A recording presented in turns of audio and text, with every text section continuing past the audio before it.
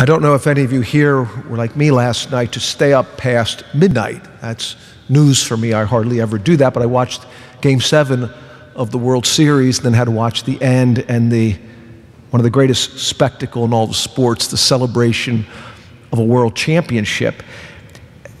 You know, men in their late 30s and early 40s jumping up and down like they were high school kids, celebrating this greatest accomplishment in baseball.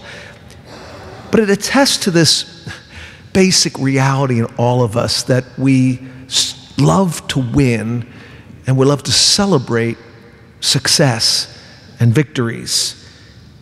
It's the way each of us is made, and we aspire to achieve and to know that joy that comes with accomplishing a noble goal. Tonight we come to reflect upon an unimaginably and infinite celebration. And we come to reflect upon the accomplishment of the greatest goal any of us can ever achieve. And that is of the reality of heaven that is experienced for all of eternity in the communion of saints. We honor them tonight. We pray to them.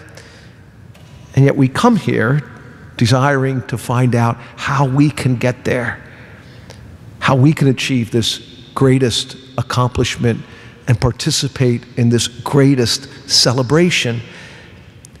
The church in her entirety teaches us how we do that, through prayer, through penance, in the sacraments that we receive, in the vocations that are ours, in persevering through all those times of trial and difficulty, staying close to Christ so that we may attain that goal that He has planned for us.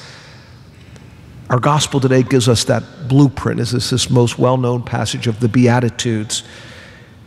While in every other endeavor we might need coaches or teachers or guides to help us, the Beatitudes tell us not so much what to do, but who we are called to be poor in spirit, to be merciful, to be clean of heart, to be a peacemaker. Such counter-cultural conceptions in our world. But all of that requires our work and our effort, just like the athletes who extend so much effort to achieve their goals. But then we trust that we cannot achieve the goal without God's grace.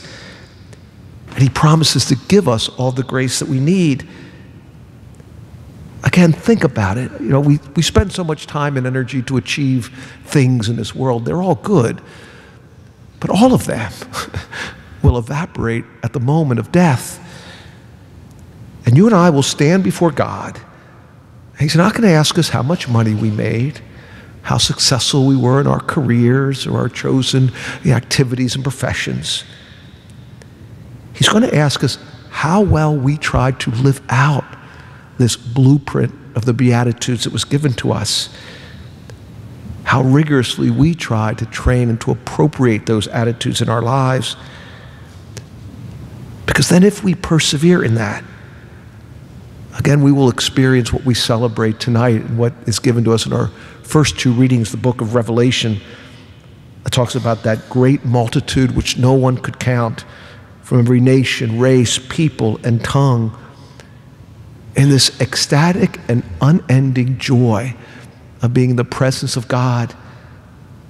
Those who survived the time of great distress and made their robes white in the blood of the Lamb. We pray to them today.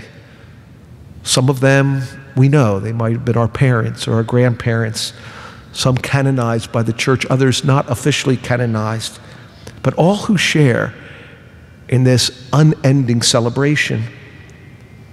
Let us follow their example, and let us give our effort to that most important task that all of us have, so we might one day enjoy, as St. John describes it in our second reading, that beatific vision, indescribable joy with all of the faithful in seeing God as He is, in never-ending and perfect joy and love and peace.